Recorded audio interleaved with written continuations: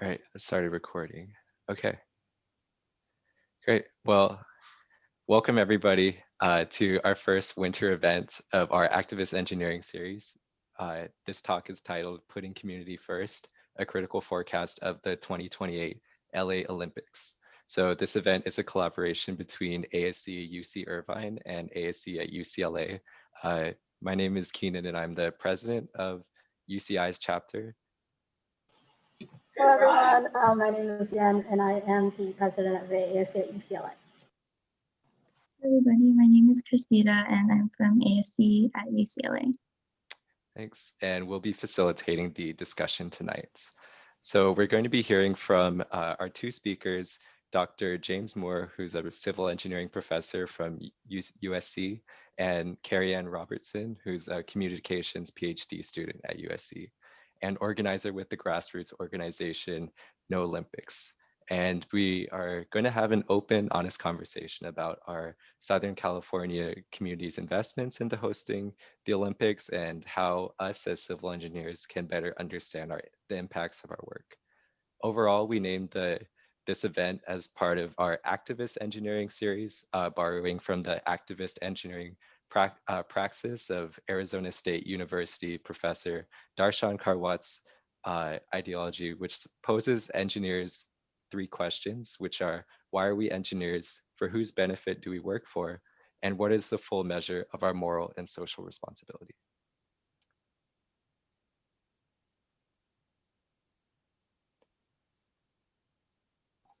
For background, on October 26, 2020, ASCE updated the Code of Ethics. It outlines these 5 stakeholder groups listed in order of priority. The Code of Ethics explicitly states that engineers must first and foremost protect the health, safety, and welfare of the public.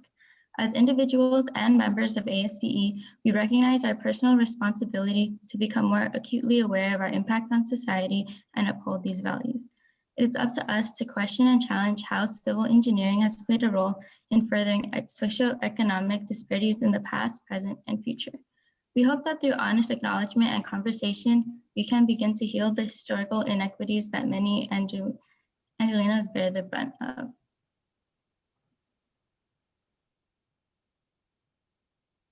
All right, hello everyone. My name is Yen, as I said earlier, and we're all happy that you guys made it out tonight. And I'm happy to introduce our speakers. Our first speaker is Dr. James Moore. Dr. Moore is a transportation and urban planning professor at USC who focuses on the economic aspects of transportation. And he has a lot of experience with transit and equity. And in 1996, he helped the LA Bus Riders Union and the NAACP make their case in the federal courts to establish a rail expansion disproportionately how low-income Angelenos.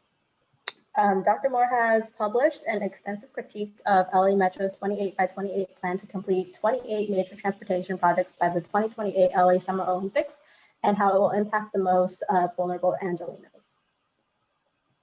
And then our second guest speaker is Cerianne Robertson, who is an organizer with the grassroots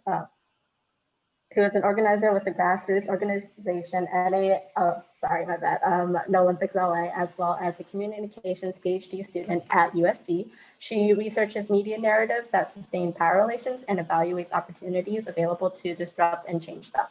Cerianne previously worked as the editor and media monitoring coordinator for RioOnWatch.org, a platform that amplified favela resident perspectives and monitored urban transformation in the buildup to the 2016 Olympics in Rio. She has been documenting the transnational anti-Olympics movement for the past 6 years. And just so you're aware, the speakers should be finished with their presentations around 7:25. And afterwards, we will have an open Q&A session. So feel free to ask your questions in the chat when both of our speakers are done speaking. We'll also be sending a Google form link for anyone who wants to ask their questions anonymously, and we'll be monitoring that as well. And also just a final reminder to please keep your mics muted as our speakers are talking.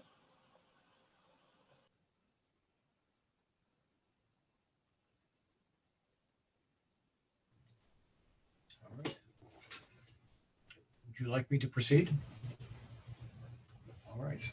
So I've been wrestling with Zoom most of the day, and Zoom's been winning, but let me see if I can do this successfully.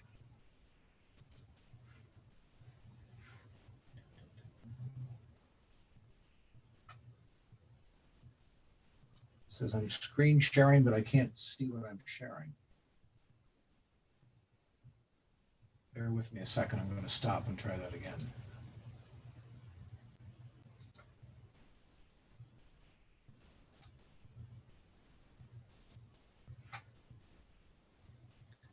All right.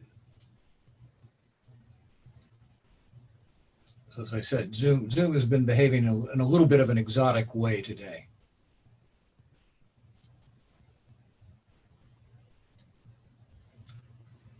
All right, so I'm guessing that you all can see my presentation. Is that correct? Yes. Yes. Thank you. All right, I've lost you folks, but I've got the presentation. All right, so I'll either stay on schedule or we'll move ahead.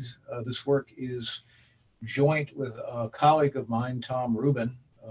Tom was the Chief Financial Officer for the Southern California Transit District, before it combined with the Los Angeles County Transportation Commission to form what is now LA Metro.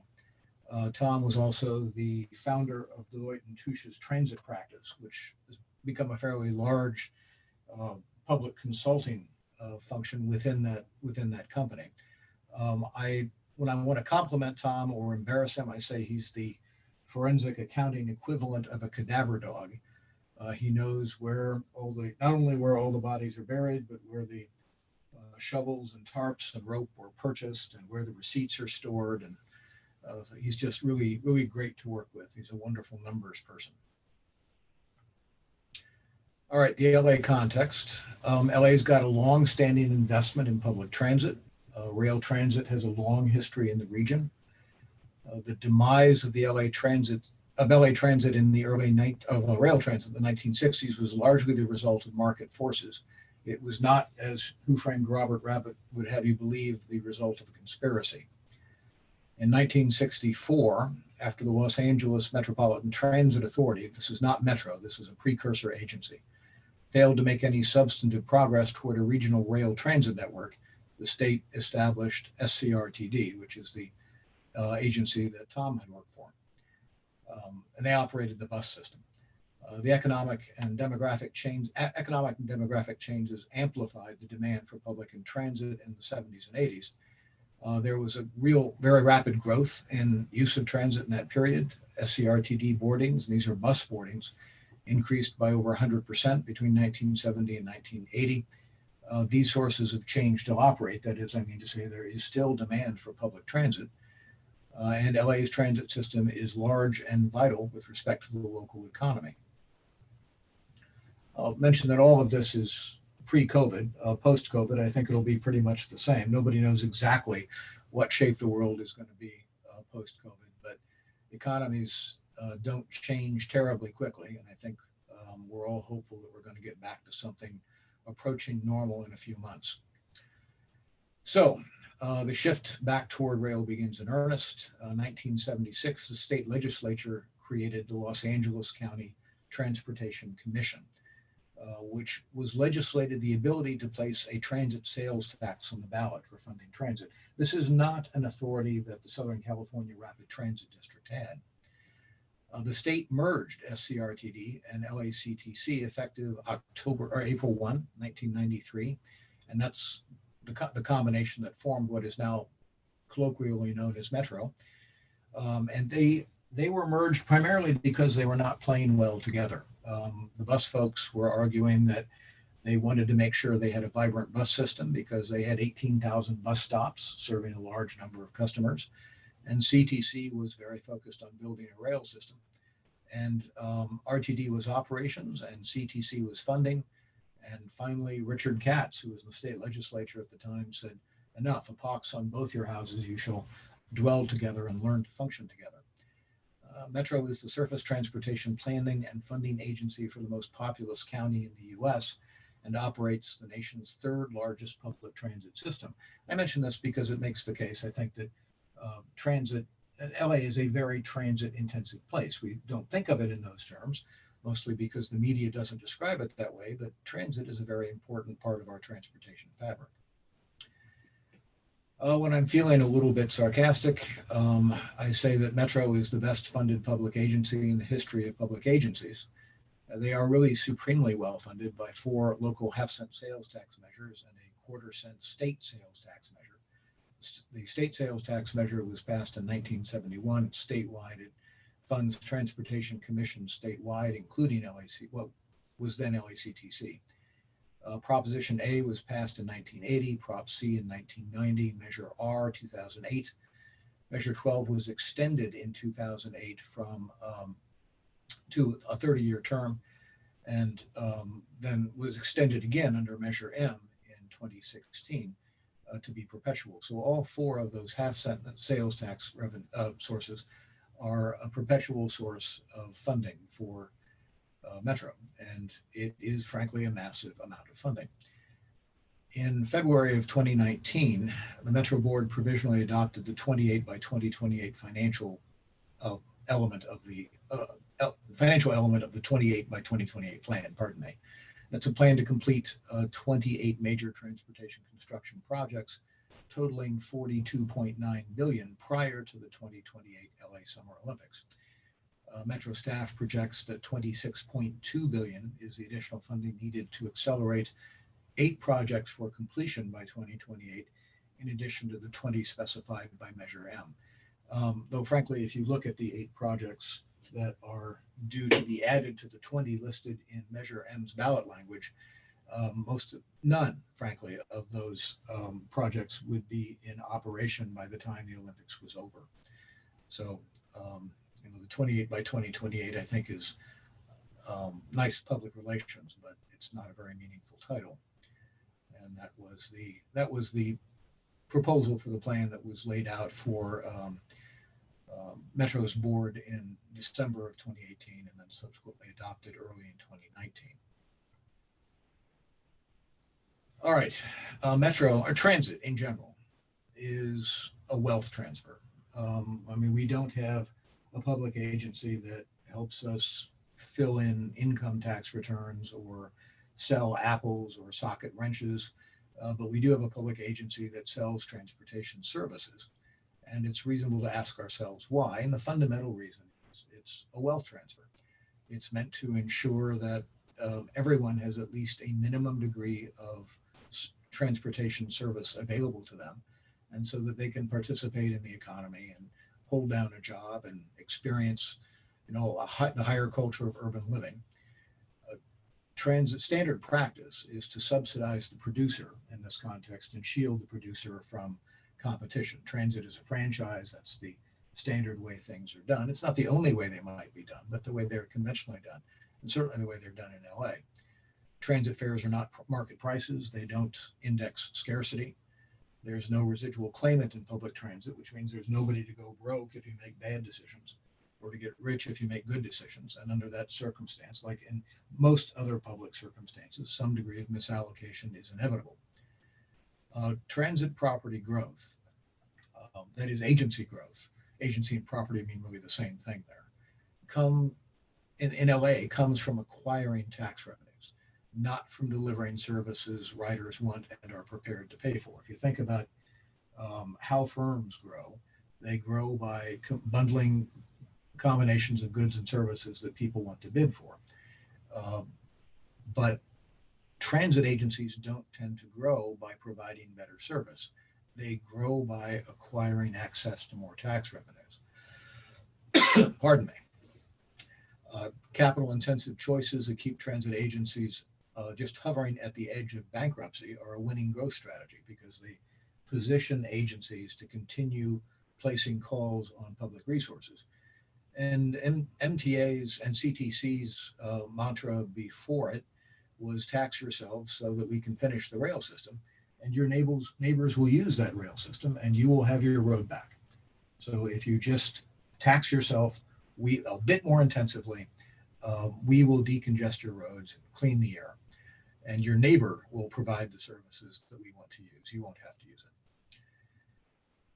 Ideally, instead, we'd eliminate all barriers to the market for transit services and then subsidize the mobility budgets of low-income households. That's what I meant when I said there are alternative ways we might proceed. We inevitably subsidize the producer in this game. We might instead consider subsidizing the consumer, letting the market for transit operate, and then subsidizing households to bid for services in that market. If I wanted to compete with the MTA, if I got tired of being a professor and Keenan and I wanted to join forces and buy a van and sell transportation services, we could rove or sell subscription services or something of that nature, but we'd also pretty quickly find ourselves in the who's cow for either competing with MTA or OCTA, depending on where we had started, where we had gone to work. Because transit is a franchise. It's an exclusive right to serve coupled with an obligation to serve. And that's how transit is organized at present. It's illegal to compete with transit. If we, a completely alternative and I think probably more productive way of delivering transportation service for the money that we expend would be to allow competition with public transit and not to subsidize public transit, but rather to subsidize consumers and allow free entry and exit into that market. Radical, I admit. Back to this universe, stepping back from radical ideas, Metro's got a long history of overpromising and then failing to deliver on capital projects, ultimately making conditions worse for LA Transit users. Now, I know that sounds harsh, but we're going to look at some numbers. I've got some numbers to go with that. The 28 by 2028 plan just exacerbates these existing problems. Metro has spent or allocated $26 billion in current year revenues thus far on the LA rail plan, including projects under construction, building far fewer total rail projects than promised at greater cost and greatly diminishing transit use. I can explain how that happens. How could that be, right? 26 billion spent on transit and we decrease transit use. There's an explanation. There is no practical possibility that Metro would be able to fund or complete all of the 28 projects in their plan.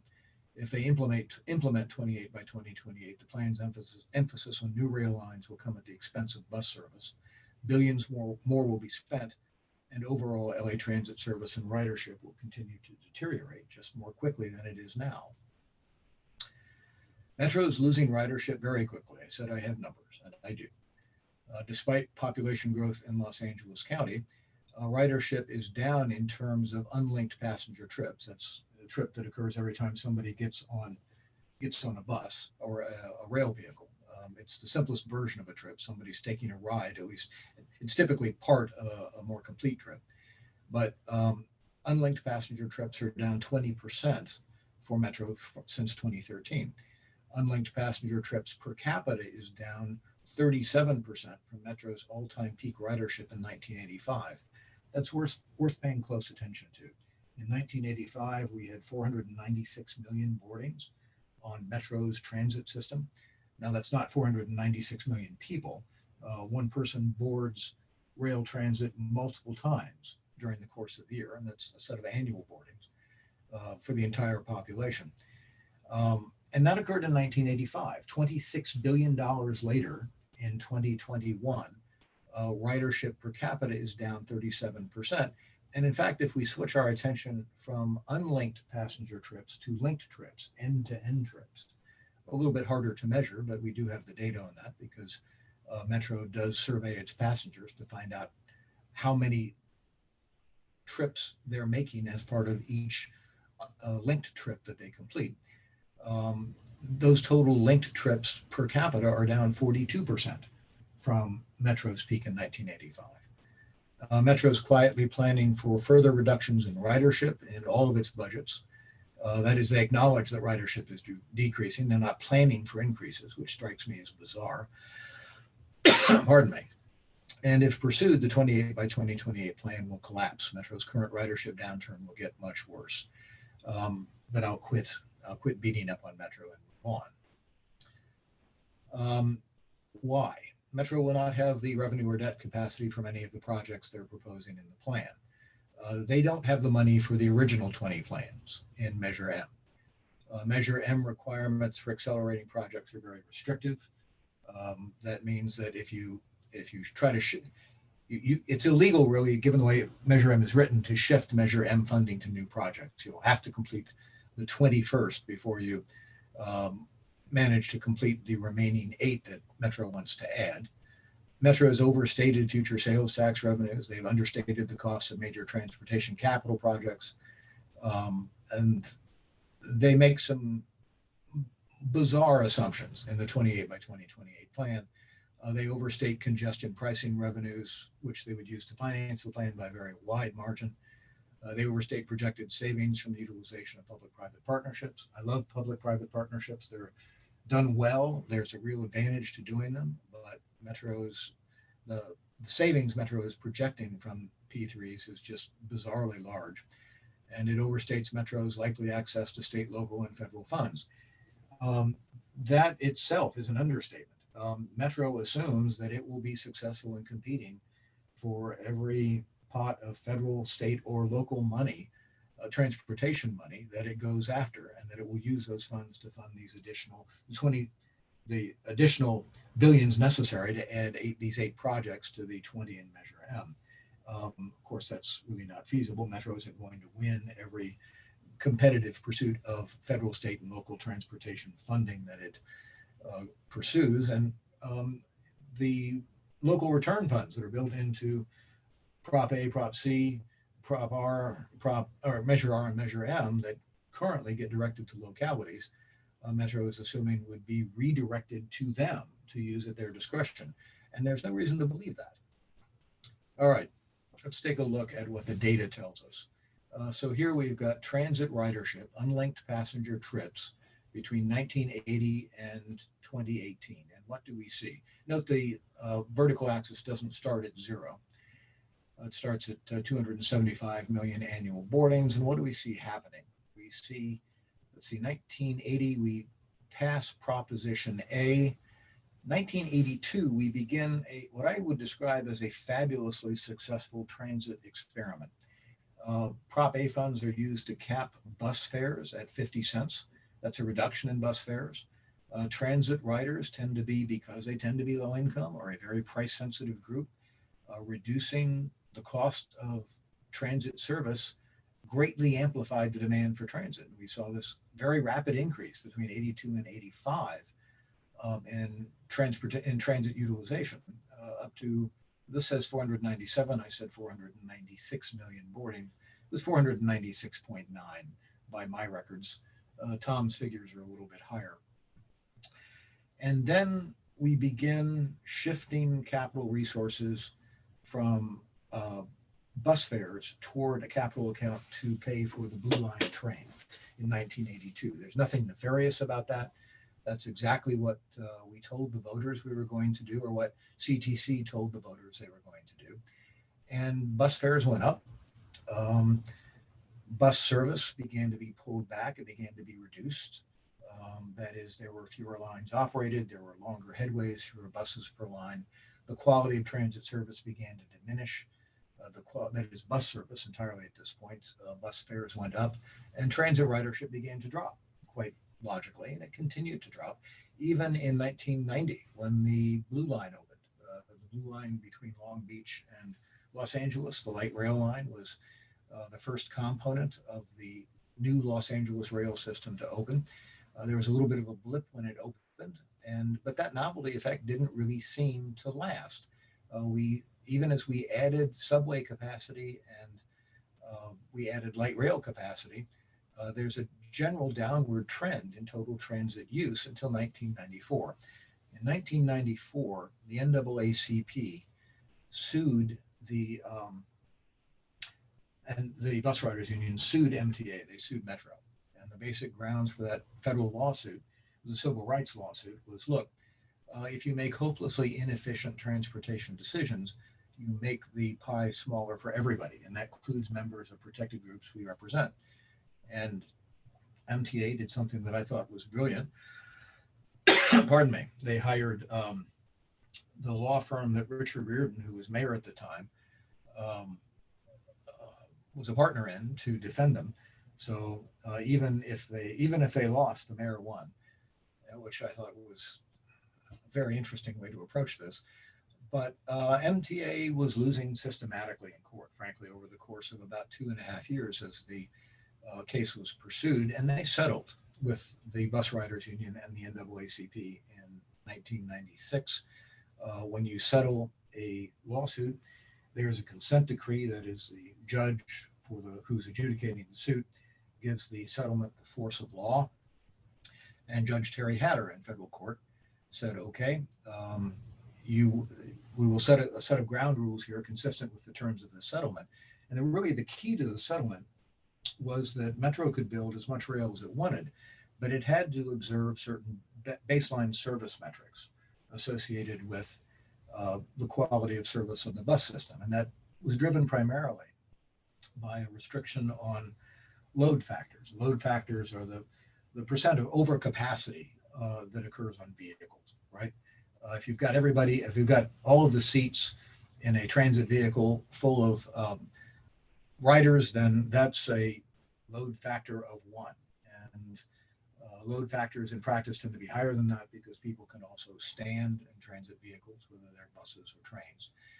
And by suppressing load factors, the load factors that were allowed to be delivered empirically in service, the only way for MTA to do that was to improve bus service. It meant more buses per bus line. It meant more bus lines. It meant longer hours of service. It meant late night service. And as a result, transit ridership soared, but what was really increasing there most rapidly was bus ridership. Rail ridership increased also as rail components were added to the system. But if you look at those bars, most of the net growth is coming from bus ridership. And that consent decree, the terms of that consent decree, lasted for 10 years. Those were the terms of the settlement. A gentleman named Don Bliss was appointed a special master, and he was in charge of representing the interests of the court and deciding and basically refereeing any disagreements between MTA and the NAACP. And there were a number of disagreements, and he adjudicated them. But in 2007, he went home because the consent decree was over. And it was the restrictions that had been imposed on MTA were lifted. What we saw was a very rapid shift of resources away from bus toward maintaining rather unrealistic rail construction schedules. And we see growth in rail ridership, at least for a while, until about 2013, at which point rail ridership more or less begins to stagnate, even though we're adding rail capacity. And bus ridership begins to crater. And all of this comes from shifting resources from a mode that relatively fewer people were using away from a mode that relatively more people were using. So if you can break these numbers down into these segments of growth and decline. And so I've really described all of this, but that first period of growth is when you suppress bus fares.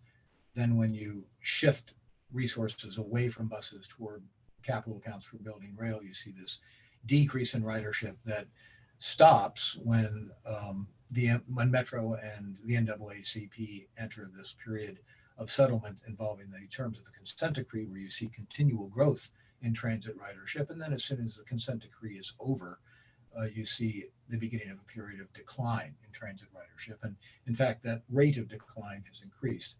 I've shown this to card-carrying adults and politicians who told me that these trends are just random fluctuations, that they really don't have anything to do with the economic behavior of people. Those people are lying. Ridership continues to drop even more quickly year to year. We're in a period of rapid decline. Part of this has come about because we have reorganized bus service to feed the rail system. So nationwide, if you look at APTA's data, I am keeping an eye on the clock, so I will stop talking shortly. But if you look at national rail transit ridership data, most transit trips involve about 1.5 trip segments. So half of all trips are one segment, half of all trips are two segments. Metro has the largest number of trip segments nationally per trip. That is the largest number of vehicle transfers. It's in excess of 3, regardless, on average. regardless of whether you're on a bus or a train. And that's because we're typically putting people on a bus, transporting them to a train, taking them to whatever station they need to get off on from the train, putting them back on a bus to get them to their destination instead of going bus to destination. And transfers, of course, add uncertainty. They add reductions in liability. They make transit less attractive. So what you're seeing here really, I think, is an economic response from the way our attempts to organize the way we deliver transit service in Los Angeles to emphasize rail ridership. This is important because the incomes of people who use transit tend to be very low. The red line there is the cumulative income shares of folks who ride trains. The blue line is folks who ride buses. The green line is the data from the days of RTD, inflation adjusted. So the picture hasn't changed a great deal for bus riders.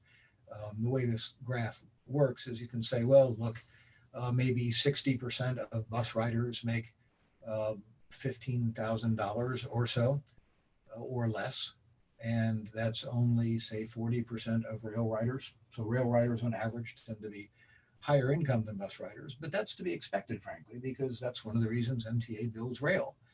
They want to capture people who have options, who could otherwise drive, and those tend to be higher income households. They want to find, to field a service that would be attractive to somebody who would otherwise be taking a car. But on average, Metro riders tend to be poor, regardless of whether they're on bus or rail. So if we're making decisions that diminish the use of transit in Los Angeles, we are making decisions that are diminishing an option that is really extremely important to low-income groups. So I could talk more. I could talk a lot more. I have rehearsed this, but in fairness to my colleague, I think I've made the point that I started out to make. I can look a lot more closely at the data and a lot more closely at the history, and you would see really more of the same. But here, the root causes of this problem is that Metro's plans emphasize rail projects, and the 8 additional plans in 28 by 2028, for the most part, emphasize rail projects. There are a couple of exceptions. There are congestion pricing projects that I think make a lot of sense. More rail service means more rail riders, at least until recently, but shifting resources from bus service to rail lines, which is what Metro does, results in more riders disappearing from buses than show up on rail. The more Metro emphasizes rail construction, the fewer total transit riders it carries. Rail ridership has stopped growing despite the addition of new rail lines. It hasn't grown since 2013. Reconfiguring bus lines to field rail lines increases the number of transfers needed to complete a trip and makes transit a less attractive, less competitive option. And this is where I take a look at the difference between what Metro has promised over the years and what they have delivered. But why don't I stop here? And hopefully what I've had to say will generate a few questions. I'd be happy to clarify some of my broad assertions, but let me give my co-panelists some equal time. I will stop sharing.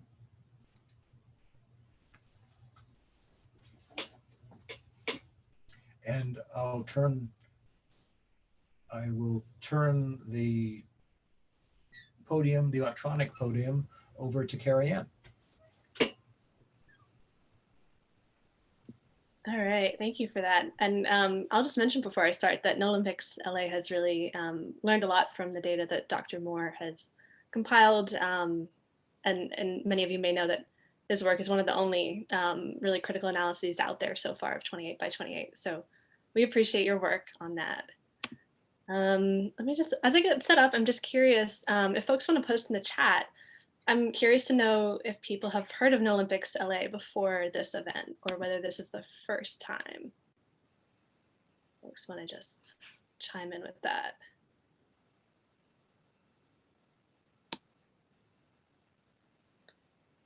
Interesting. Okay. Great. So some people yes, some people first time. Cool. Well, that's great. I'm gonna give an introduction of what we're all about. So I'm Cerianne. As you heard in the intro and my bio in the beginning, I am also a researcher, a PhD student. I have also worked as a journalist approaching these issues around the Olympics, but I want to emphasize that I'm here today representing NOlympics LA, so as an organizer, and my goal is really to focus on getting across the perspectives and the arguments of the grassroots organizations that make up our coalition.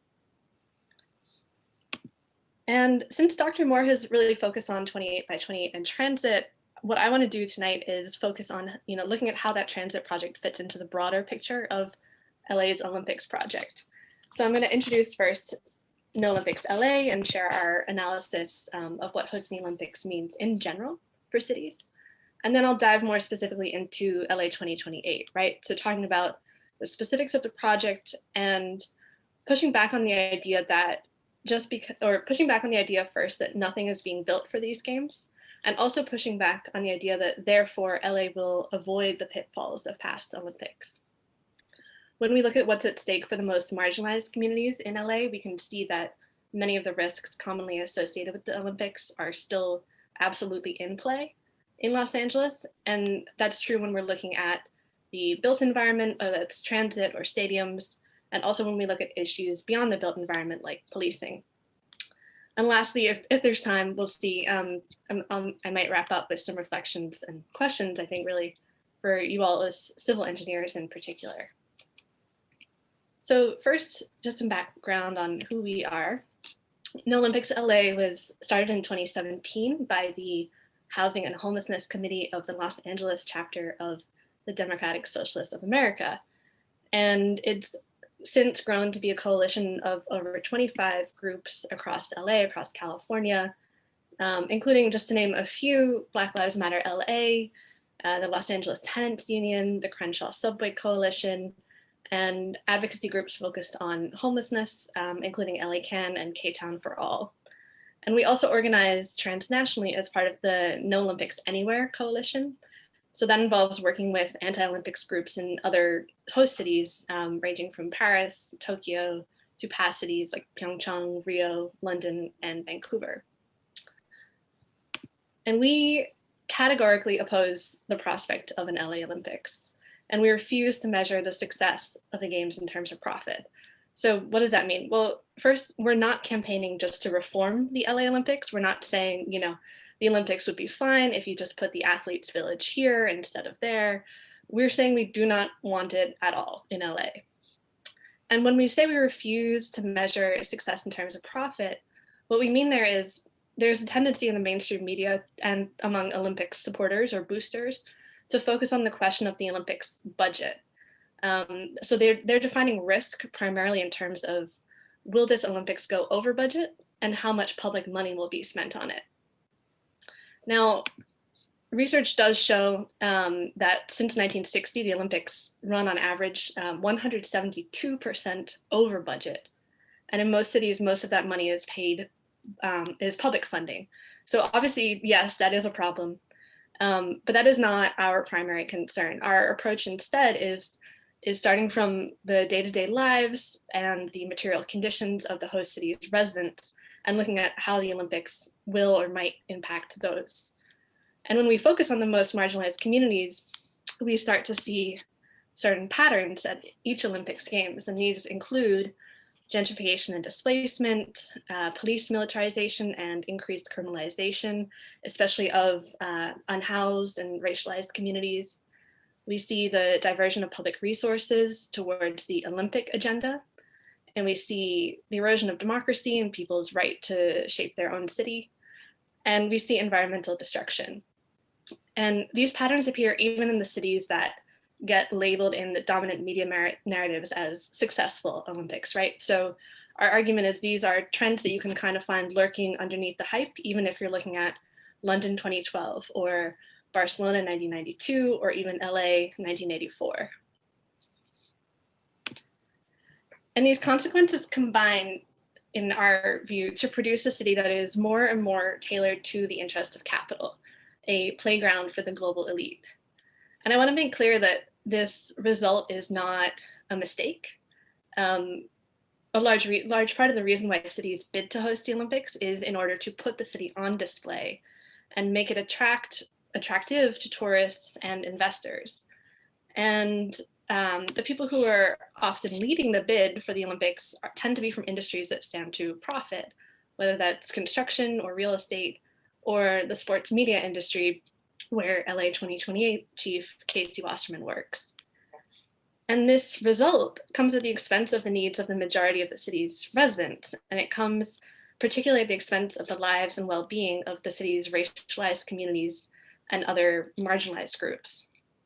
So we argue that from city to city, the details on the ground of the Olympics may look different in each city, but there's kind of a core framework that results in these predictable patterns, with certain groups profiting or benefiting.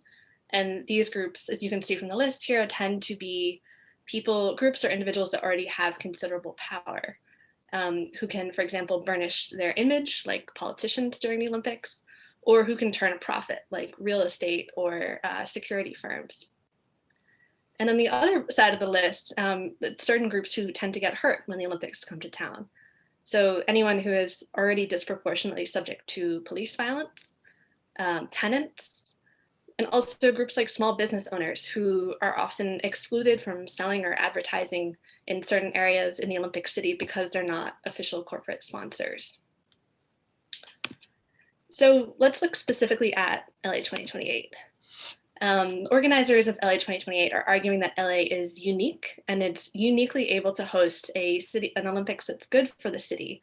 So here's Mayor Garcetti saying, "I think it's a rational thing for most cities not to bid for the Olympics because it is an immense cost for most places, but we have a different model." And the model he's referring to is basically this idea that the LA Olympics will rely on infrastructure the city already has, so it won't need to build anything new, and it will therefore avoid the pitfalls that other cities tend to fall into when they host, because LA is already built to host, as the bid book says.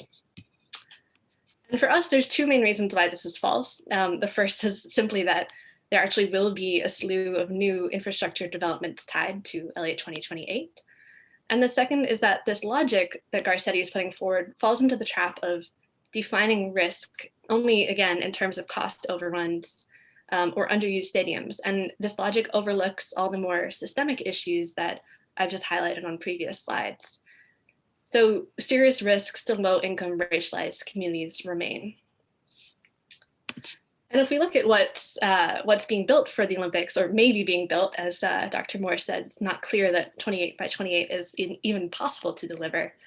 I'm not going to talk too much about transit, since we've heard a lot already, other than to make the point that neither the transit projects themselves in 28 by 28 nor the proposed accelerations for them are actually necessary for hosting the Olympics.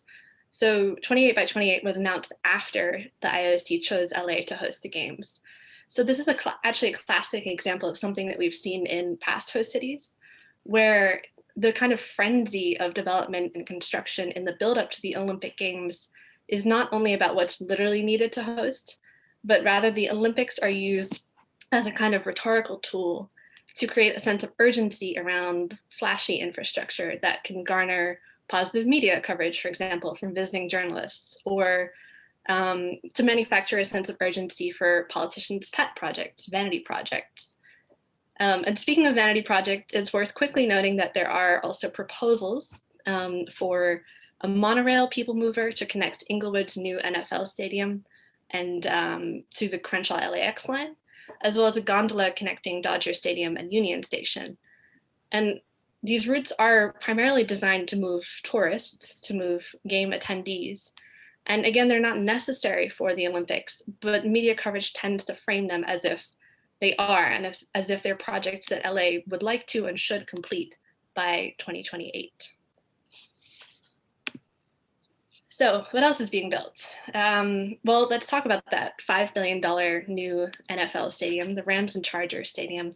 It opened late last year in Inglewood, one of California's last Black enclaves, to quote the LA Times.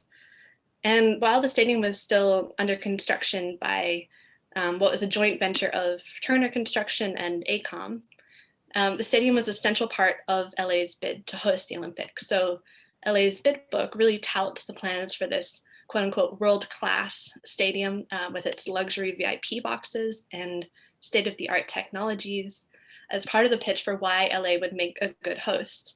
So even if we acknowledge that the stadium was not built exclusively for the Olympics, we still see it as part of the Olympic City project because it was designed to make Inglewood and to make LA the kind of places that regularly host mega events like the 2022 Super Bowl and like the Olympics. So the land for this stadium was bought in 2014. And as you can see from this article on the left, between 2014 and 2018, Inglewood experienced the fastest growth in property prices in the LA metro area.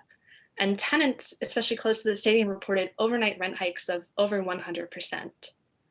And now NOlympics LA has been working with the Lennox Inglewood Tenants Union there, which is organizing tenants to resist displacement. And currently tenants near the stadium are reporting a series of ways in which landlords are pressuring them out of their homes. And I want to share a quick video just telling some of that story. Hopefully it works here. My apartment has been like this since September of last year. I sent him a text at 4 a.m. in the morning because that's when I saw the leak. Everything was wet. They just went, make a hole, and they left that hole right there for almost 2 months. No sink, no nothing in the bathroom. Finally, he came to put a sink, a used one. This is the sink, see? It's loose. And this toilet is leaking water from the bottom when I flush it. See the floor? There's mold, there's mold. So you wanna see the hole from the kitchen? That's the hole. They left this about 3 months ago. My bed under it is full of mold because of the humid of the apartment. So I don't know where to put my stuff. He never do nothing. I want the people to know what's going inside there. So today we're going to have a rally. So you think I should put my New Year's gift from... My New Year's. From was Brian. Oh my gosh, okay. Those apartments are worthless. The only thing that I know the worst is the lot. Right there. That's why he bought that place.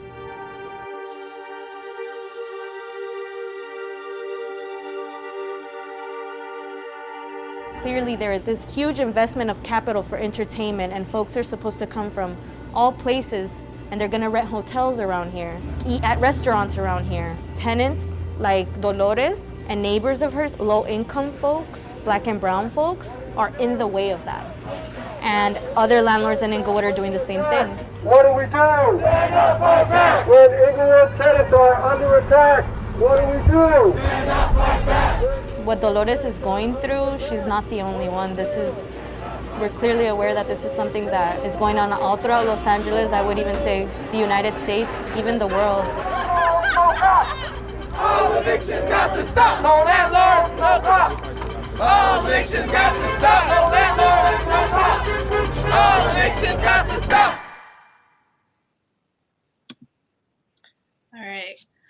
And it's worth noting that when the apartment building, Dolores, who you saw there, when the apartment building she lives in was sold most recently in 2019, the property listing really highlighted its proximity to the stadium and emphasized the potential upside in rent, which quite literally means you, the new landlord, can greatly increase the price of rent here.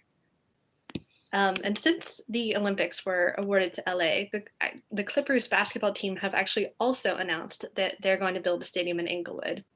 And the local tenants' rights group Uplift Inglewood has actually sued to try to stop the development, so far unsuccessfully, saying that the city officials are enabling billionaires to profit from their displacement.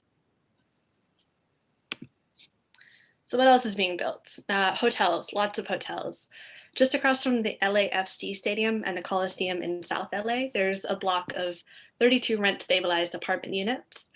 Its former residents have already been displaced, and that's to make way for the FIG, which is a planned complex of hotel rooms, student housing, and other residential apartments. And in June 2018, LA City Council voted to explore public subsidies for the project citing the need for hotel rooms to accommodate tourism and the future Olympic and Paralympic Games. Now, when we look at evidence from past Olympic cities, there's really no evidence that hosting the Games actually provides a long-term boost to tourism. So developers would actually be pretty foolish to build a new hotel just for the Olympics, right? In reality, what's happening is areas like LAFC Stadium's neighborhood are ripe for extracting profit with or without the Games, because low-income tenants are currently inhabiting space that could be rented at higher rates to students or to tourists. So developers and their allies in city government are effectively employing the Olympics as a discursive tool to manufacture urgency around the idea that hotels meet some kind of public need in order to justify projects that they would like to carry out regardless of the Games. And when we think about LA's newest world-class stadiums, whether that's the SoFi Stadium in Inglewood or the LAFC Stadium in South LA, it's not a coincidence, right, that both were placed in low-income, majority Black and Latinx neighborhoods with a gap between actual and potential rents. If we go back 20 years or so in history, this was also true for the Staples Center in downtown. When it was built, it actually displaced 130 low-income families there. And the hotel projects that are popping up on the edge of each of these sports developments are so far successfully securing public subsidies as they promise to provide rooms for Olympic tourists. So that actually calls into question the mayor's claim that these Olympics will be entirely privately funded. We effectively are funding the hotels that will be used. So in our view, the city may technically have the sports infrastructure that it needs to host, but it's important to realize that more is being built anyway. And this new infrastructure has driven and continues to drive displacement. It's driving public subsidies for private profit and ultimately driving the construction of a city more and more oriented to tourists and oriented to capital interests. Okay, so that's a lot focused on kind of like what's being built, right? And I want to spend less time, but still some time on policing, kind of moving away from the built environment. A pattern in past host cities that we've seen is that cities use the Olympics as an opportunity to acquire new military-grade weapons, to pilot new tactics, and to expand police forces. And once a city gains new gadgets, new technologies, it's not like it just gives them back to the military right after the Games, right? So when LA hosted the Olympics in 1984, the LAPD gained military hardware that it then put to use in the war on drugs in the late 1980s.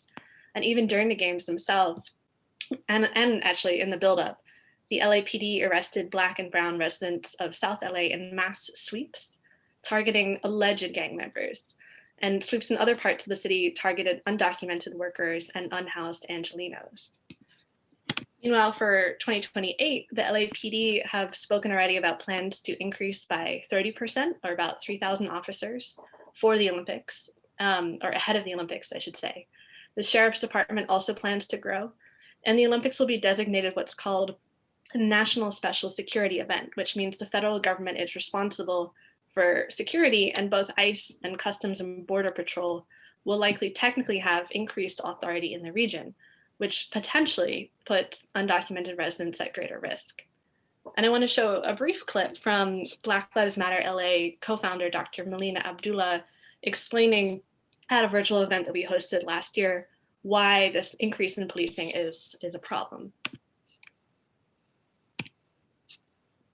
And we know that more police means more abuse. It means more repression. It means more brutality. It means more killing of Black people at the hands of police. It means more criminalization of Black people. And so who's most at risk is absolutely Black people, absolutely poor people, absolutely the neighborhoods like the one in which I live, right? I live in the Crenshaw district, right?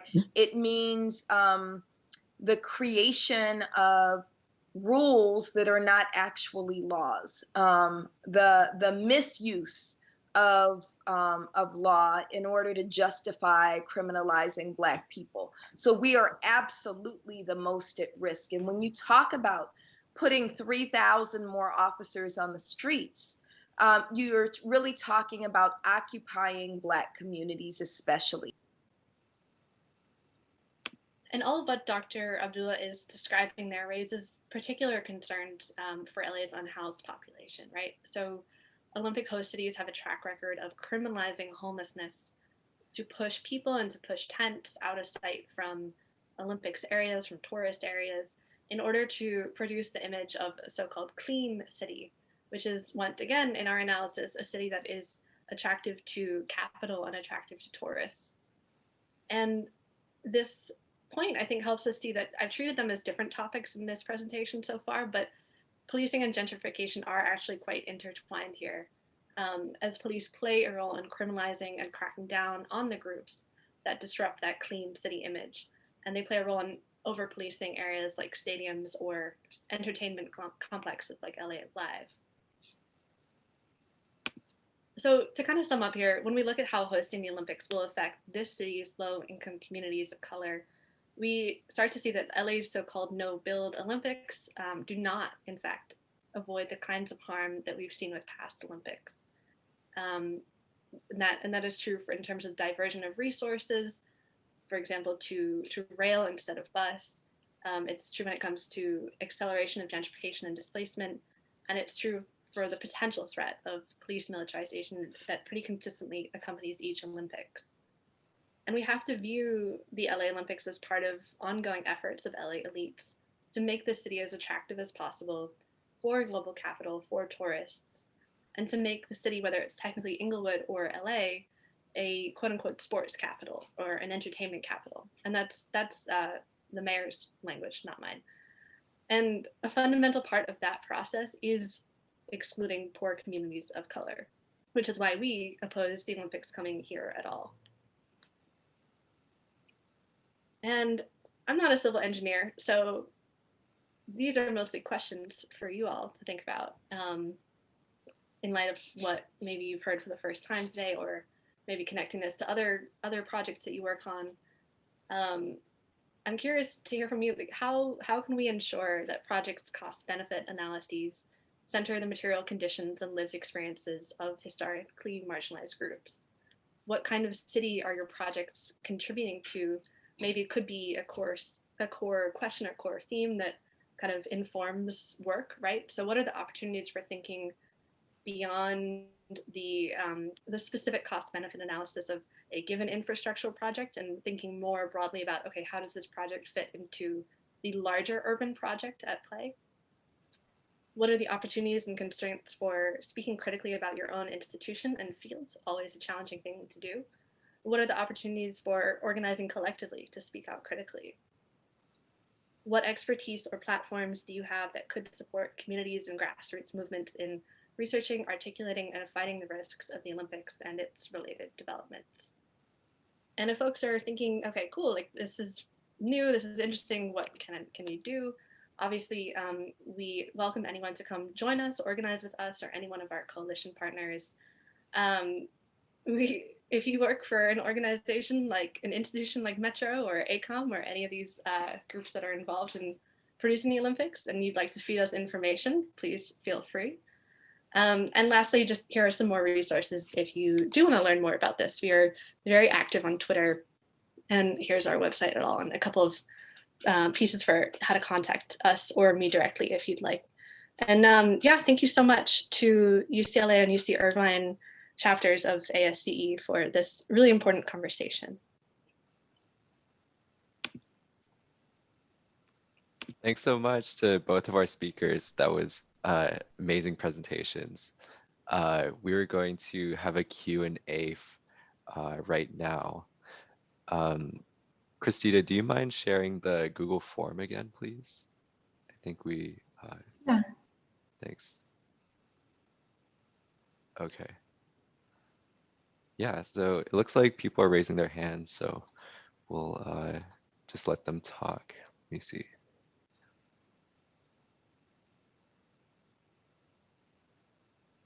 All right, Matthews, yeah, you can go ahead. All right. Actually, Renita had her hand up first if she wanted to go first. Oh, sorry. Okay, yeah, Renata, please. Thank you. I want to thank both of the speakers. It was a very informative presentation. Thank you for your time and for sharing all of this valuable information. I I have several questions, but I'm just going to make one comment and then make one question.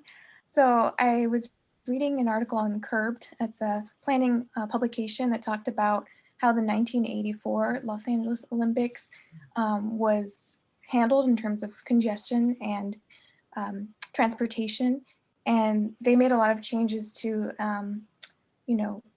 trucking systems going by night, ways to reduce congestion. And then they had a bus rapid transit system that virtually managed all of the congestion at that time. So I'm thinking forward into 2028 and wondering how those lessons can be applied, not just to serve the event of the Olympics, but just to serve the community members themselves, especially marginalized communities, which rely on public transit for their day-to-day life. And although I do agree that some of the investments in light rail can be very cost prohibitive and can really burden local budgets, I do think that the city has made a very good plan. Metro has made a very good plan. It's called Next Gen, the bus plan, and it was approved October 2020 this year. And they did an extensive public outreach process, including 400 meetings, and they got feedback from 20,000 Angelinos. So I think that's something to consider in terms of transportation and Metro's commitment to really making that a reality before the Olympics happen. And then in the future, they're going to sustain it for the residents. And it's designed for the residents, I think, in general, but it serves that purpose as well. And I agree that the rail lines are not going to be constructed anytime soon. So I just wanted to bring up that point. And then I wanted to ask if there's any concrete data from the 1984 Olympics showing some of these detrimental impacts that you've discussed, whether that's displacement, police brutality, things like that. I would love to know more about that. Thanks.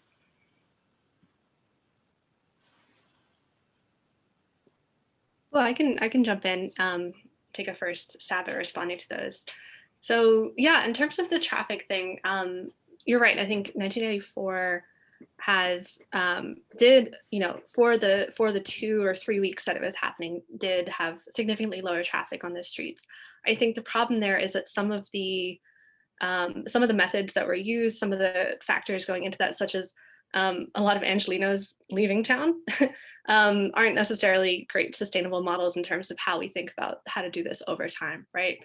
And I think that sometimes the experiences like that, for a lot of wealthier Angelinos, make the story of 1984 a more positive one, right? So I've talked to people in the city who will say, wow, the Olympics were kind of awesome because I got to drive down the 405 and I was basically by myself.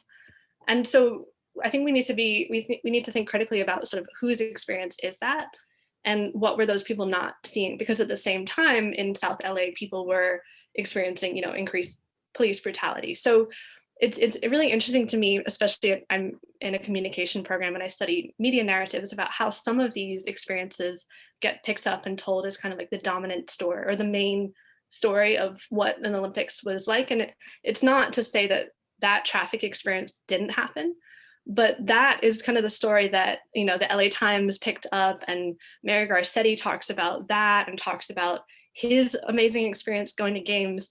And, he is from an incredibly established, wealthy family here, as is Casey Wasserman. And so I think, you're right that was some people's experience. I always want to put that into the context of what's going on a larger scale. Next Gen Bus, I think it's an amazing project. I'm a bus rider. I'm so excited for it. My big concern is, some of it, and what is wonderful about it, right, is some of the changes don't need funding. They're just changes that can reroute the bus routes. But it does, to really meet its optimal changes, does need some funding. And my big concern is that funding being rerouted to any of these 28 by 28 rail projects that really, in my view, should be going to these priority bus projects. And so in terms of 1984 and data, it's hard. There are LA Times articles that maybe when I stop speaking, I will try to dig up and post the links to in the chat that pretty openly describe the way that the police were cracking down on unhoused people, were arresting people in high numbers in South LA just on the basis of their allegedly gang members. There's not a lot of quantitative data at all. And I think that is a reflection of just, again, sort of whose stories mattered, whose perspectives mattered at the time. But the security effort was publicized because it was seen as a good thing from the kind of wealthier white LA perspective at the time. Thank you for that feedback. Yeah, I wish there were more numbers on that, but I would love to read those LA Times articles. So thank you so much. My colleague Genevieve Giuliano, when she was on Irvine's faculty, really did a lot of very good work looking at the question of how Los Angeles coped with the Olympics and how the region coped with the Olympics in 1984. And one of the central strategies was that exactly what Cerianne pointed out, people left town. They went on protracted vacations in large numbers to be away from it all. There were some long-term transportation impacts. The automated traffic surveillance and control system, which is part of LADOT, currently links 5,000 signalized synchronized intersections citywide. It's the largest such system on the planet, and it's frankly, in my opinion, the most sophisticated such system on the planet. And it all started right around the Coliseum and USC with the 1984 Olympics and a few intersections, and it worked out well enough that it grew and expanded. And unfortunately, we're really not getting the benefits from it that it could. It doesn't eliminate congestion, it increases throughput. If you want to eliminate congestion, you're going to have to turn to some other alternatives like pricing. But we have got conflicting transportation priorities across agencies in Los Angeles. So LADOT is very much focused on safety and complete streets and reducing capacity on arterial roads. At the same time, ATSAC is part of LADOT, and they're all about making use of what capacity is there as efficiently as possible.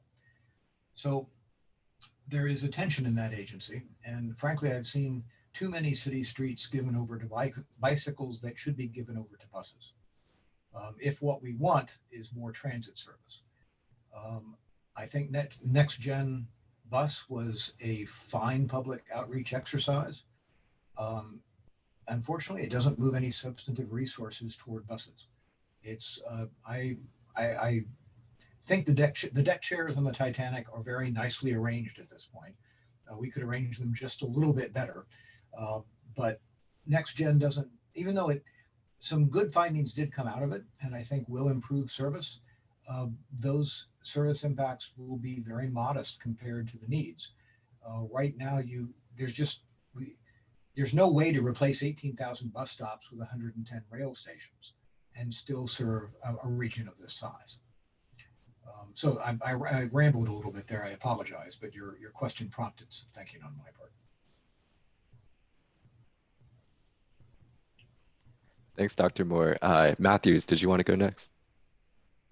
Yes, thank you. Thank you, you two, for such a great presentation. I really learned a lot from that. Dr. Moore, I wanted to ask you a question about what's the feasibility of replacing a lot of these long-term rail projects with some sort of bus rapid transit that could be perhaps more affordable and easier to construct in a shorter time period that would both contribute to 28 by 28 and provide service to low-income communities? It's an excellent question. So when I get involved in public discussions, there are some agency personnel who will say, well, Professor Moore, you appear to be anti-transit. I say, no, I'm very much in favor of transit. And they say, well, you're anti-rail. And I say, no, I'm anti-waste. I think that if what we want to do is attract more people to transit, which we should, for many reasons, then by making transit a more competitive option relative to the automobile, busways have a lot to offer. They're cheaper to build than rail lines, as you pointed out. They are more flexible because vehicles can get on and off to collect and distribute. And in fact, they're higher capacity because with the exception of trunk line operations that have no stops, trains have to be separated by minutes and buses can be separated by seconds. So busways, if what you want are the benefits of an exclusive right of way and a higher level of service, dominate the rail option in all respects. I've argued that Metro should do a feasibility study of replacing as many of the light rail rights of way as it can with busways. And it should be collaborating with LADOT to provide some exclusive bus lanes, more exclusive bus lanes. Typically, I would argue more one-way streets and more contra-flow bus lanes for both more arterial vehicle, more automobile capacity and more bus capacity at the same time. I've not, let's just say I've not moved the needle on that. So is it feasible? Technically, yes, it's very feasible. I don't know that you could ever replace the subways we've constructed with underground busways, though Seattle has considered it. That there would be some new technology involved there. I mean, you can't very well put fossil fuel vehicles inside a tube. People tend to suffocate. But there are alternative prime movers for those vehicles, and so it's not out of the question. It wouldn't be a cheap thing to do, but there are inexpensive ways to exploit exactly that strategy. It just has not been the will of the political class to do so. By and large, Metro's goal is to stay as large and broke as it possibly can, and rail is a good way to do that. And then I had a quick question. What do you think of the recent idea of Metro going fareless, completely free service for both rail and bus? And how would that affect ridership? Well, there are some fareless operations examples in place. Portland has a fareless square. They don't tend to be at quite the scale that MTA has proposed. I've jokingly said in years past that maybe the time has come to go to a negative fare. You know, you get on the bus and you get a quarter. The problem right now is, I think the operational problem is how do you preclude the vehicles from turning into rolling homeless encampments, right? And I'm not blaming the homeless for that. They're in dire circumstances. But if there's no fare involved, on what grounds do you exclude people from the vehicle? It does have some costs. It would amplify enforcement costs. And we're having sort of a soul searching episode right now about what kind of enforcement we want from public authority and under what circumstances. So certainly I think that if we recognize that transit is a wealth transfer, the basic argument in favor of a fareless option is actually fairly compelling. But there are operational concerns and at this point, no one else have an answer to, a response to. I'll leave it at that. I don't dismiss the idea. Thank you so much. Those are all my questions. Thank you for your time. Certainly.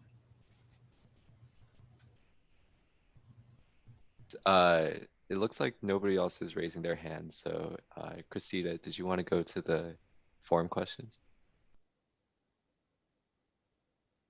Yeah, there's a question that just came in the chat right now. Did we want to do that first or go to the forum first?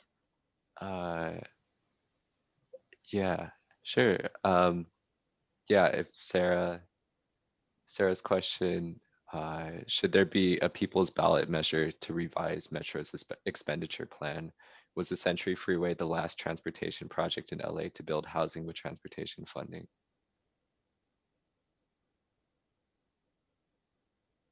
If either of you guys want to get that. Well, I've been talking a lot, so unless Cerianne directs me to, okay. Yeah, feel free to jump in first. Especially with the second question, I don't know the answer to that. I don't know of another major transportation project that has funded housing. There have been some public-private partnerships associated with transit-oriented development. But I don't have an inventory of what share of public funds were involved. Typically, public-private partnerships are structured so that a private entity can actually turn some coin. And there are some concessions with respect to rules from public authority. Should there be a people's ballot measure? So MTA's authority to put measures on the ballot comes from the state legislature. And California's got more in the way of direct governance, of pure democracy associated with it than most other states. We've got more public access to legislative mechanisms than most other states are organized to permit. I don't know if it's feasible I don't know how to mount such a ballot. I'd have to do some investigation to find out what the law permits. Metro, I doubt, would put their expenditure choices to a vote. I mean, they've got the authority to do that. But if you look at the 11-member Metro board, there are no transit riders on it. There are county supervisors, the mayor is on the board. There are elected officials from various communities in LA County on the board.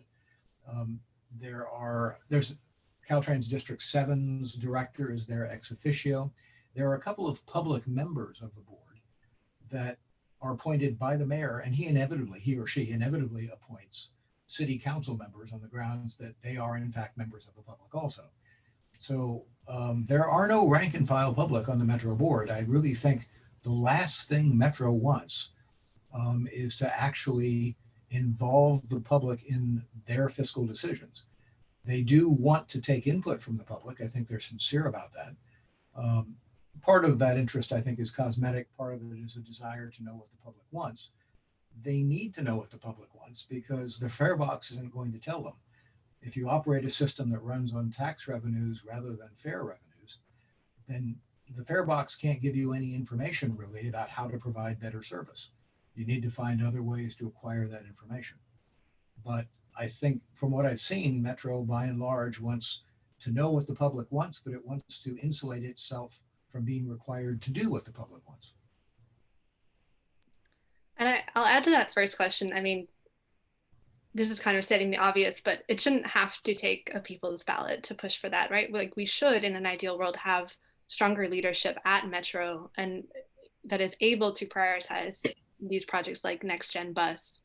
I thought it was really interesting that Metro's website has the source, its blog, and I noticed midway through last year, they put out a blog post that was saying, what are we doing? What are our projects that advance racial justice or racial equity? And the vast majority of it was a focus on Next Gen Bus, and nowhere on that blog is 28 by 28 mentioned.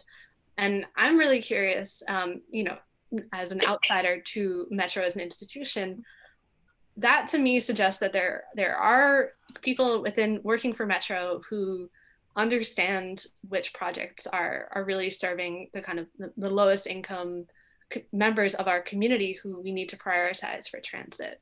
And I think it'd be really interesting to understand more of those dynamics. And especially as Dr. Moore is saying, when you have the people at the top who are not transit riders themselves and likely do not reflect even other people working below them in that structure at Metro.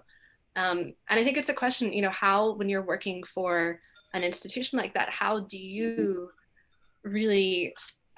carve out opportunities to speak out critically, right? And if you see that the people at the highest rungs of power are making these mistakes in terms of prioritization, what kind of collective power can you organize in your workplace to try and push back on that? Thanks. We're going to go to Christina now to read out some form questions. So this next question is for Cerianne, and I'm kind of combining two questions into one because I felt they're related. But regarding the slide that shows who wins and who loses with the Olympics, can you explain how the athletes lose? And the other question was, a lot of athletes spend their whole lives training for the Olympics.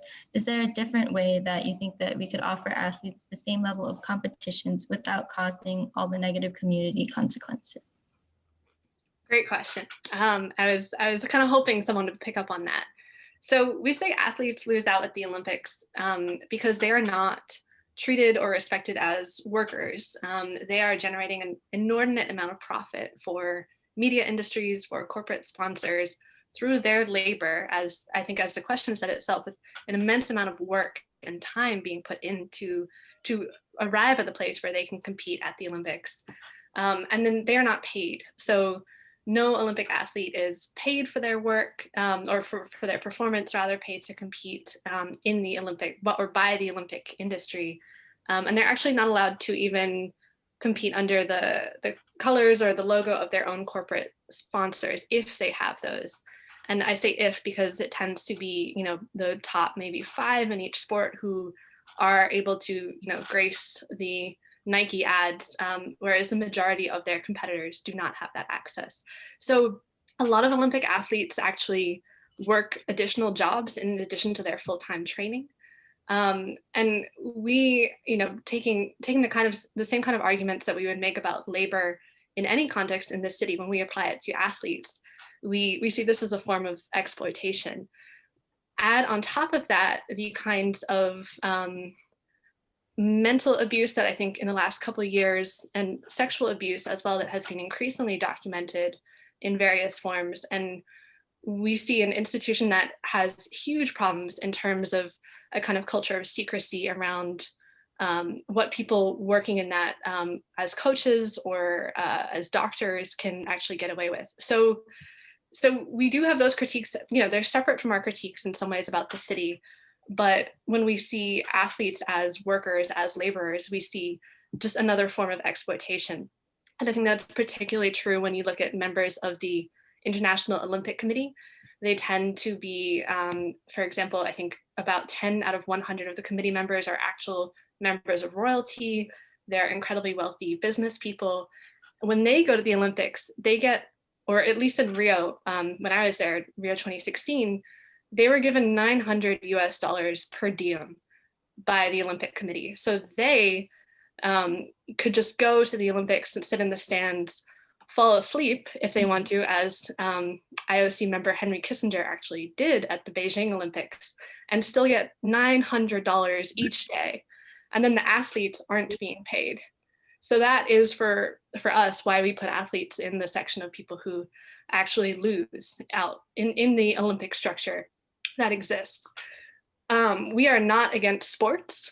A lot of us love sports. We want to continue watching sports. We want to think about ways to expand our idea of sports, perhaps moving beyond just our current notions of elite athletes to more, you know, more inclusive sports.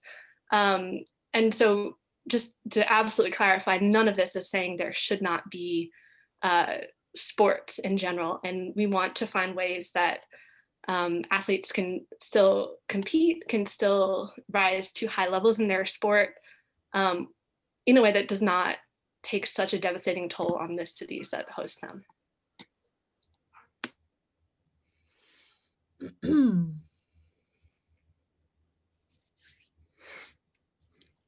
Yeah, thanks. I guess we'll go to the next question. Did Christina want to pick one out, or should we go from the? Whichever you'd like. I have some questions lined up as well. Yeah, go ahead, and then we can go back to the chat after. Okay, sounds good. Another question that somebody had was, isn't it too late to back out of the Olympics? And if so, what does NOlympics hope to accomplish? And are there any sufficient compromises? But that was also part of the previous question. No, it is not too late, is my very short answer. So no, it's in 2028. And if we've learned nothing else last year in 2020, the world can turn upside down in a span of months. This is something that we were saying as early as 2017. especially in a context of global climate change, which absolutely affects LA closely. We simply don't know what kind of city we're going to have next year or at the end of this year, never mind in 2028. I think it's really important. Something I didn't really cover in the presentation is, this is not an event that Angelenos agreed to. There was no democratic process. And so we're suggesting that if a small sort of cadre of elite Angelenos were responsible for bringing the Olympics here, at least on paper, it can also be reversed. So in terms of what kind of concretely we're doing on that front, cities have basically reversed the decision to host the Olympics before. One example is Denver for the 1976 games, and Denver held a referendum where a majority of its residents said, we do not want this. We don't want any public funding for this. And so we're kind of exploring possibilities for what could either referendum type ballot measures or motions and ordinances through our city council, which is slowly changing in terms of its politics. What could those look like in terms of either directly countering the idea of the Olympics happening, or thinking about what would it look like for the city to be less hospitable to the games? And what we mean by that is, in our view, is what would the city look like for a majority of Angelenos to have more say? And so specific measures that we're kind of thinking around that front could be something like, what would it look like to have a law that said policing cannot increase for the Olympics? Or what would it look like to have a law, as 1984 games did, no public funding can be used on any Olympic related project? And if we push those kind of things through, we're not doing it for a kind of goal of, again, we're not trying to reform the Olympics. We're trying to look at ways that we can effectively stop the Olympics coming here, because we don't see it as a done deal, and we do think it will cause harm. So even if on paper LA is supposed to happen in 2028, we're sort of saying the risks and the harm are too high, and we have to find a way to stop it.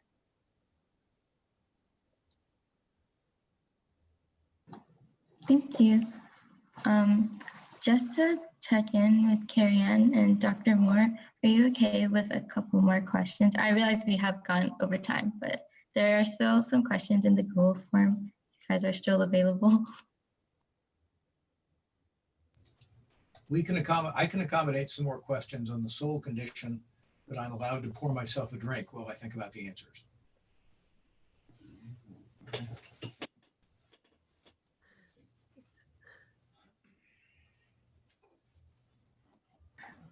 Okay, I'll go ahead and proceed then. So the next question is, since we talked about infrastructure or construction projects that can be harmful or misuse of public funds, what type of infrastructure or construction projects do you think would be beneficial to the community and a good use of public funds?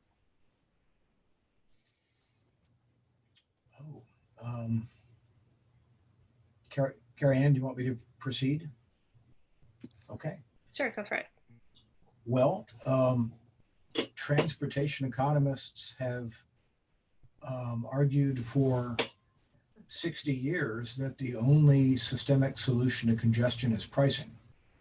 And if I get on the freeway during rush hour, I follow the air and I slow other people up, and those costs are real, but I ignore them because I don't pay them. And if I had to pay them, then the trip would not take place unless the benefits I receive from the trip exceed the costs I have to pay. So there's been a long-term economic policy argument in favor of internalizing those sorts of external costs. Pardon me. And prior to electronic toll collection, that was sort of a pointless discussion, because congestion booths, for example, always cause more congestion than they alleviate, or our toll booths cause more congestion than they alleviate, but you can collect tolls electronically and frictionlessly. So I think that pricing is really an untapped control mechanism, management mechanism available for maintaining level of service on the roadways. that we could do much more to implement. These systems are not inexpensive to build if they're going to hold up and process the data necessary to allow us to levy tolls. So I think that would be a very effective use of public funds. That's better management of the infrastructure we've already paid for. In addition, we want to stop burning fossil fuels. Right now, we pay for road space with fuel taxes. If we succeed in stop burning fossil fuels, we'll need an alternative funding mechanism for providing road space, whether it's for transit or private automobiles. So if you're asking me where I would put the next dollar, the next public dollar with respect to transportation, I would probably put it toward congestion pricing projects, large scale congestion pricing projects. And I think for us, and I think I heard in your question, maybe it's not just a question about transit, but infrastructure in general. I mean, social housing, right? Public housing, more housing that is not this, oh, we're going to build mixed income housing and some units will be affordable, and oops, the number of affordable units just dropped by half in the last week. How did that happen? Which we see over and over again. But dedicated public or social housing, and that as a request is not, not just a group of people under the banner of NOlympics, but is, if you go to community meetings, various grassroots organizations, this is a pretty widespread demand across LA. But I also think it's important that we think about not necessarily that as just a question of new infrastructure, but also think about what are the existing spaces that can be converted to that. There's increasing research on how it is more affordable, right, to convert motels to take hotels, especially in a time like now when we see that they are not being used, or at least not used to capacity. So I think at the level of the crisis that exists currently, in terms of both unhoused population here in LA and the even bigger number of tenants who are living, paycheck to paycheck, or not even paycheck to paycheck right now in COVID, but just week to week, unsure about how they're going to cover rent, we need to be thinking really big picture, imaginative. What would it look like? The city has the legal right to seize hotels for the purpose of housing in an emergency. So what would that look like now? So you started with an infrastructure question and I have quickly veered off of it, but I think my point here is just perhaps the answers aren't always what do we build from scratch, right? Sometimes it's about how we use what we have already. Thank you. I believe we'll wrap it up with one last question, and it's about the 1984 Olympics. The 1984 Olympics made a profit and funded the LA 84 Foundation, which funded sports for LA Parks and Recs for years and decades, providing access to sports play for LA youth. What is your point of view on the legacy of LA 84 here in LA? My answers are getting predictable. My point of view is not great. So LA 84 is a nonprofit, and again, we're not against sports, we're not against youth sports. So in general, the idea of promoting physical activity and organized sports for youth in marginalized communities is an idea that obviously we support. When you look at the LA 84 Foundation in closer detail, they're sitting on millions of dollars that they, as you said, got from the original LA 84 games and have invested since. They spend about 5% or less each year on the actual activities. Most of their money is in these investment accounts. Their investments include Blackstone and Goldman Sachs. And when we look at the activities of those companies, it really challenges the idea that the LA 84 Foundation is trying to do what's best for South LA, for Inglewood, for Black and Brown communities across LA. Because Blackstone, I don't know how much folks know about Blackstone, but Blackstone is often called the world's largest private landowner at this, or private landlord, excuse me, and is responsible in various times of recession for buying up distressed properties, especially in low-income Black and Latinx communities and contributing to the housing crisis. So our question when it comes to something like what exactly is the LA 84 Foundation doing? If your goal is to help and to support low-income youth of color, what really does it mean to build a swimming pool here or a tennis court there when in 5 years' time, those youth will no longer be living there because they've been gentrified out? So it's one of those things that looks great on paper, but I think when you start digging into the structure of the organization and their investments, you really have to kind of question what's going on here and who's being served. The other thing is to know, as you said, so the money that was left over from the LA 84 games, it by kind of the rules that were set up for those Olympics went to that nonprofit foundation. So it is not public money, and that'll be true for LA 2028 as well. And what that means is the city doesn't have control over where that money goes. And we're seeing kind of the effects of that now. Even for this upcoming Olympics, there's already been some money designated for further investment in youth sports. Right now we're in a pandemic and most of those activities are canceled and have been since last March. The city is unable to redirect those resources to anything else like food relief, rent relief, because they have been so clearly kind of, this is for youth sports and youth sports only. So that's just highlighting some of the, I think the limitations to what at first glance on paper might seem like a kind of a nice project. I'm really just, I'm being the most cynical tonight. I'm amazed anyone is still listening. Yes, thank you to both of you so much. To all the people who stayed on through this almost 2 hours, we really appreciate you. And if everybody could give a really big round of applause, unmute yourself if you want, to our two speakers, Cerianne and Dr. Moore. Really appreciate you coming and sharing your life work. And yeah, I feel like everyone learned so much, connecting these dots between housing, local politics, these national movements. And we come here under the banner of equity and really wanting to improve society in a targeted way. So yeah, thank you so much to both of you for coming. And yeah, everyone, have a good night. Cerianne sort of moved my center. I learned a lot. Thank you. Thank you. Same to you. And thank you for organizing. Yes, Yeah, thank great you. job.